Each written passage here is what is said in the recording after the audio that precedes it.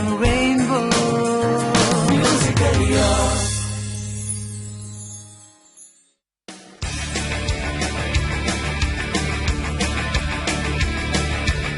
All right listeners, आप सभी का एक बार फिर से स्वागत है। जी हाँ, शो है परवाज है काम तेरा और आज की सीरीज है जमाने को दिखाना है। ऐसे ही जमाने को कुछ करके दिखाना है और अपने अंदर भी एक ऊर्जा कायम रखनी है और एक सेटिस्फेक्शन लेवल को बस कायम रखना है। ऐसी ही एक कलाकारा जो है आज हमारे साथ इस वक्त स्टूडियो के फोन के माध्यम से जुड़ी हुई हैं, दीप्ति गुप्ता जी। दीप्ति, आपका फिर से एक बार स्वागत करते हैं। बहुत बहुत शुक्रिया भारती। ओके, सो दीप्ति, जो एक बहुत बड़ा कारण है, जिस कारण की वजह से मुझे लगता है कि आप हैं यूथ आइकॉन और आप हैं जो कहती हैं कि हाँ मुझे भी जमाने को दिखाना है, वो ये है कि जब हम जिंदगी में ऐसे ही चल रहे हैं और हजारों करोड़ों की संख्या में हम लोग हैं, हम जितने भी ह्यूमंस हैं, तो जब भी कोई ऐसी परेशानी आती है जिंदगी में या समाज के ऊपर या लाइफ में या इस धरती पर, ब्रह्मांड में, प्रकृति पर, कुछ भी कह रहे हैं, तो हम में से कुछ लोग हैं जो बस चल पड़ते हैं कि नहीं, ये जो घड़ा है ना ये हमें भरना है, चाहे हमारी एक बूंद ही पड़े। लेकिन ज्यादातर हैं जो कहते हैं कि ठीक है, सरकार कर लेगी, समाज कर लेगा, सोशल वर्कर्स कर लेंगे, ये कर लेगा, वो कर लेगा, ठीक है, हम क्या करेंगे, हम कर ही क्या सकते हैं। लेकिन वो जो चंद लोग हैं ना जो कहते हैं कि नहीं, हमारी इस एक बूंद से भी घड़ा भर सकता है, उनमें से हैं दीप्ति गुप्ता। और उसका कारण ये है कि आज का ये जो माहौल है, ये पैंडेमिक कहें, ये जो महामारी कहें, इसके अंदर भी उन्होंने अपनी आर्ट को लेकर, अपनी कला और संगीत को लेकर कुछ सोचा। उन्होंने कुछ ऐसा सोचा जो सोच जब मेरे तक पहुंची तो मुझे लगा काबिले तारीफ है। तो मैं इस सोच के बारे में नहीं बताना चाहती हूँ, मैं चाहती हूँ कि दीप्ति खुद अपनी जबान से, अपनी जबानी बताएं कि क्या महत्वपूर्ण कार्य जो है वो करने वाली हैं। दीप्ति प्लीज।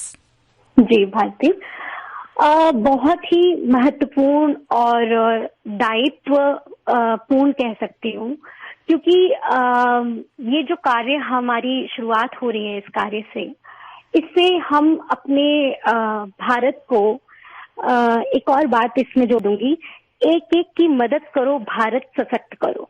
क्यों कह रही हूँ मैं ऐसा? जी धन्यवाद। क्यों कह रही हूँ मैं ऐसा? क्योंकि मुझे ऐसा लगता है कि जो जिस बात के लिए अभी रखने जा रही हूँ मैं अपने शब्द, वो अपने आप में ही एक ऐसा लोगों के लिए लाभपूर्ण बात कह सकती हूँ, music and dance therapy. Music and dance therapy जिसमें कि लोग अपने समय को और अवेयरनेस को, फोकस को एक ऐसी तरफ मोड़ सकते हैं जहां पर अपनी एनर्जी को वो सही तरीके से चैनलाइज कर सकते हैं। मैं पिछले 1 साल से इस बात में लगी हूँ और इसकी रिसर्च कर रही हूँ। इंटरनेशनल प्लेटफॉर्म पर बहुत सारी रिसर्च है म्यूजिक एंड डांस थेरेपी पर, बट जितना मैंने भारत में देखा उसके अकॉर्डिंग बहुत कम है। और मैं चाहती हूँ कि इन कलाओं को, जिन कलाओं में इतनी शक्ति है कि लोगों की मानसिक और शारीरिक पूर्ति कर सकते हैं हम, क्योंकि ये जो पेंडेमिक है, इस पेंडेमिक में हम सब घर पर हैं, पर क्या जरूरी है कि हम घर पर रहते हुए एक दूसरे की मदद कर दें?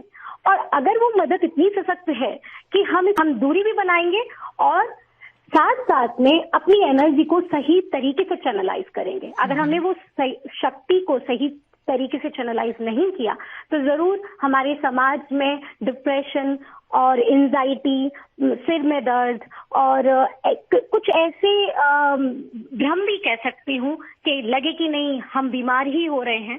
तो ये थेरेपी बहुत लाभपूर्ण है इस समय में। और इस बजाय पेंडेमिक के भी कला में उतनी शक्ति है कि लोगों की फोकस और जागरूकता को पेंडेमिक के भी कला में उतनी शक्ति है कि लोगों की फोकस और जागरूकता को बनाकर और उनको बता दे कि आप में वो क्षमता है कि आप इस पेंडेमिक से जी सकते हैं। तो किस तरीके से आपकी ये जो म्यूजिक और डांस थेरेपी है, ये किस तरीके से आप लोगों को इनसे जोड़ेंगे, या अगर कोई जुड़ना चाहे तो किस तरीके से आपके साथ? एक लाइन मुझे याद आती है एपीजे अब्दुल कलाम की, music can become a medium of national development. Okay. तो ये अपने आप में संगीत और विज्ञान को एक साथ लाने की मुहिम है, जहां पर हम पेंडेमिक से हटकर, पेंडेमिक से जब हमारा मस्तिष्क और शारीरिक शक्ति हट जाएगी और एक नेगेटिव वाइब्रेशन से हटकर हम मुझे बीमारी हो रही है या क्या है वो अच्छे से चैनलाइज हो सकते हैं। और अगर कोई कुछ लोग हैं जो इस पेंडेमिक से उभर नहीं पा रहे हैं या बहुत सारी टेंशन्स हैं, बहुत कुछ है उनके साथ, तो डेफिनेटली तो उनको भी आप इस थेरेपी से मदद कर पाएंगे। और देखा जाए तो हम वैसे भी अपने आसपास हम जब भी खाली बैठे होते हैं तो शायद कोई फिल्म देख रहे होते हैं, शायद कोई गाना सुन रहे होते हैं, शायद कोई मूवी देख रहे होते हैं। यानी कि जो कला है और कलाकार है, यानी कि आर्ट है और आर्टिस्ट है, उसके बिना आप अपनी एक नॉर्मल लाइफ को वैसे भी इमेजिन नहीं कर सकते हैं। और अगर ये लोग कुछ भी नहीं होते तो इनके बिना आप एक दिन अपना गुजार के देखिए, यानी कि without art and without artist एक दिन अपना गुजार के देखिए, आपके लिए पॉसिबल ही नहीं हो पाएगा। क्योंकि हर चीज में कला है, फोटोग्राफी तक में कला है। जो आप अपनी फोटोज खींचते रहते हैं, सेल्फीज, उसमें भी कहीं ना कहीं कला है। सो कला के साथ जुड़ना अपने आप में आपको खुशी देता है, थोड़े समय के लिए आपको किसी भी परेशानी से दूर ले जाता है। And I wish you all the best Deepti, कि आपने ये इतनी आप छोटी हैं अभी उम्र में, उसके बावजूद आपने अपनी कला का सहारा लेते हुए, अपनी कला को आगे बढ़ाते हुए सामाजिक मुद्दे को साथ में जोड़कर, और खासतौर से आज की ये जो महामारी के समय का ये जो मानसिक संतुलन सबका बिगड़ गया है, उसको लेकर जो आपने सोचा वो काबिले तारीफ है, और उसके लिए बिल्कुल से क्लैप बनती है आपके लिए। बहुत बहुत शुक्रिया भारती, बहुत बहुत शुक्रिया। जी।